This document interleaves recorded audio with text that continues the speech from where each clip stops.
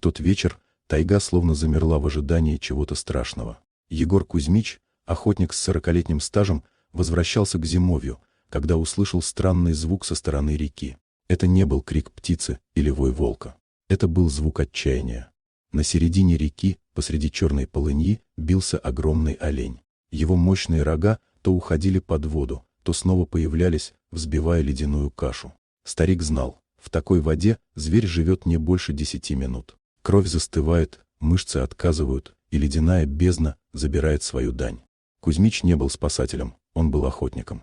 Но смотреть в глаза живому существу, которое тонет в тишине, он не мог. Он достал из нарт ярко-красную веревку, длинный, крепкий канат, который всегда возил с собой на крайний случай.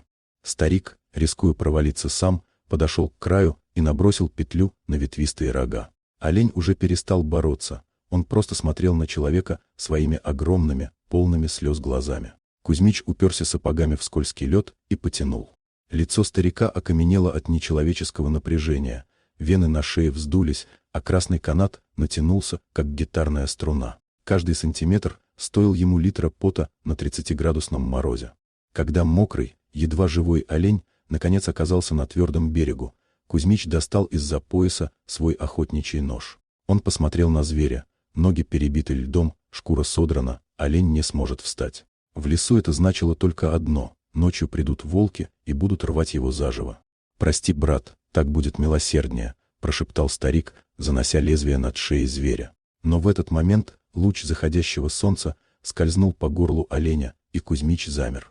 Под густой шерстью, впившись в кожу, висел старый, потемневший от времени кожаный ремешок, а на нем серебряный образок Николая Чудотворца.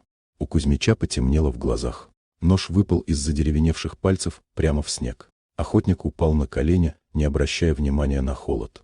20 лет назад Кузьмич, по глупости и азарту, подстрелил олениху, у которой был маленький Олешек. Он нашел сироту в кустах и вместо того, чтобы добить, выходил его в своем сарае. Когда пришла весна, он отпустил его в лес, повязав на шею образок своего покойного отца, чтобы Бог берег зверя от пули и волка. Перед ним лежал тот самый крестник.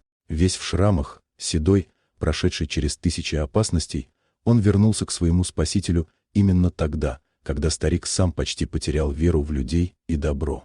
«Живи, живи, родной!» — рыдал суровый таежник, растирая бока оленя своими рукавицами, пытаясь вернуть тепло в его тело. Олень выжил. Он долго стоял на дрожащих ногах, глядя на человека, а затем, медленно, припадая на переднюю лапу, ушел в густую мглу леса. Кузьмич долго смотрел ему вслед, сжимая в руке обрывок красной веревки. В ту ночь он понял: в тайге нет случайных встреч. Лес возвращает долги, и сегодня он вернул ему его собственную душу.